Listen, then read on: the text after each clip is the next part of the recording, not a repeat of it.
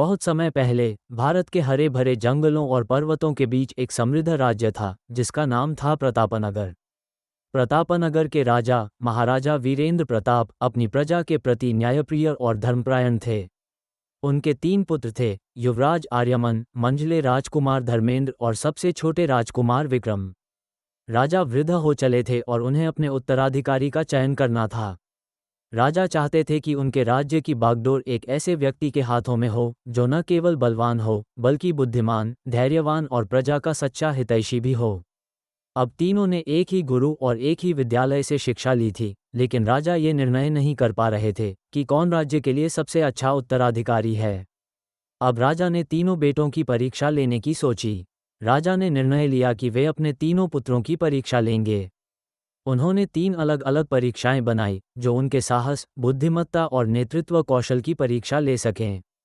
राजा ने इस बारे में अपनी रानी और राजगुरु से सलाह ली और ये तय किया कि परीक्षाएं गुप्त और चुनौतीपूर्ण होंगी। राजा ने अपने तीनों पुत्रों को दरबार में बुलाया और कहा, तुम्हें अपनी पहली परीक्षा के लिए राज्य के घने जंगल में जाना होगा। वहां से तुम्हें ऐसा खजाना लाना होगा जो राज्य के लिए अमूल्य हो।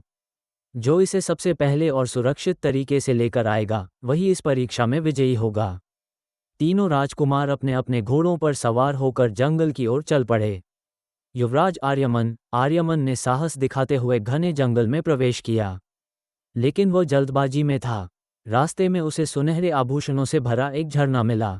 उसने खजाने को उठाने की कोशिश की, लेकिन वह जाल में फंस गया। राजकुमार धर्मेंद्र ने समझदारी से काम लिया। उसने जंगल के प्राचीन वृक्षों के नीचे छिपे हुए जड़ी बूटियों का खजाना खोजा। राजकुमार विक्रम ने एक बूढ़े साधु की मदद की जिसे शेर ने घायल कर दिया था। साधु ने विक्रम को आशीर्वाद दिया और कहा, तुमने जो किया है वही सच्चा खजाना है। दूसरी परीक्षा, बुद्धिमत्ता की परीक्षा।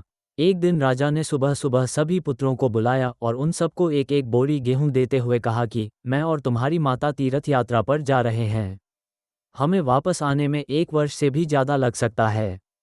तुम तीनों की ये जिम्मेदारी है कि अपने हिस्से के गेहूं को संभाल के रखना और जब मैं वापस लौटूं तो तुमको ये गेहूं की बोरी वापस लौटानी है। ऐसा कहकर राजा और रानी तीर्थ यात्रा पर चल दिए। सबसे बड़े बेटे ने सोचा, ये गेहूं की बोरी पिताजी को वापस लौटानी है तो इसे मैं तिजोरी में बंद कर देता हूँ। जब पिताजी आएंगे तो वापस दे दूंगा। यही सोचकर उसने गेहूं की बोरी तिजोरी में रखवा दी ताकि एक दाना भी इधर उधर ना हो। दूसरे बेटे से सोचा कि तिजोरी में तो गेहूं सड़ जाएंगे, मैं इन गेहूं को खेत में डलवा देता हूं जिससे गेहूं की अच्छी फसल होगी और पिताजी को एक बोरी की बजाय कई बोरी गेहूं दे सकूंगा। अब उसने ना गेहूं के लिए अच्छा खेत देखा और ना ही अच्छी उपजाऊ जमीन देखी और ना ही खेत की घास फूस को साफ कराया। बस ऐसे ही एक बंजर जमीन पर गेहूं डलवा दिए और कभी उनकी देखभाल करने नहीं आया। उसे लगा कि अब अपने आप फसल आ जाएगी। तीसरा बेटा ज़्यादा समझदार था। उसने अपने मित्र के साथ मिलकर एक अच्छा खेत देखा जो बहुत उपजाऊ था। फिर उसकी मिट्टी बदलवाई, वहां घास फूस की सफाई कराई और फिर विधि अनुसार गेहूं के दाने खेत में बो दिए। पूरी लगन और मेहनत से खेत की हिफाजत की, समय पर खाद पानी सब कुछ दिया। साल भर बाद पहली फसल आई, उसने फिर से उसे बोया, फिर और अन्न उपजा। खेत खलिहान लहलहाने लगा। राजा यही कोई 2 वर्ष बाद वापस आया। तीनों पुत्रों को देखकर बड़ी प्रसन्नता हुई, साथ ही मन में इच्छा थी ये जानने की कि बेटों ने गेहूं के साथ क्या किया।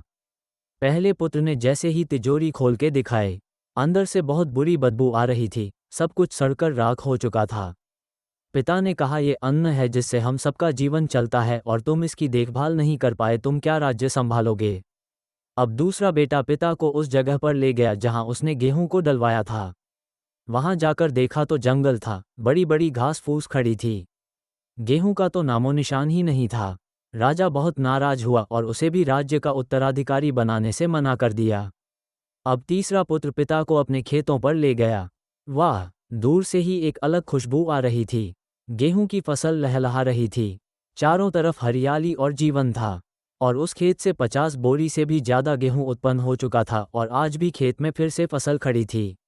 राजा का मन देखकर बहुत प्रसन्न हुआ और राजा ने तीसरे बेटे को अपने राज्य का उत्तराधिकारी बनाने का निर्णय लिया। दोस्तों, उस राजा की तरह भगवान ने भी हमें कुछ गेहूं संभाल के रखने को दिए हैं। वो गेहूं है हमारा जीवन जिसे हम बेकार के कामों में नष्ट कर देते हैं। ईश्वर ने जीवन दिया कि दुनिया का विकास करना, आपने ज्ञान को बढ़ाना और उसे बांटना। लेकिन हम अज्ञानी लोग इस जीवन को सड़ा देते हैं और अंत समय जब ईश्वर पूछता है कि जीवन में क्या किया, तो जवाब होता है शून्य, कुछ नहीं। अपने मन की जमीन को साफ करिए, उसमें जो घास फूस हैं वो हटाइए, मन में जो ईर्ष्या, गुस्सा और व्यसनों को हटाइए और अच्छाई के बीच बोइए। फिर ईश्वर आपसे बेहद खुश होंगे।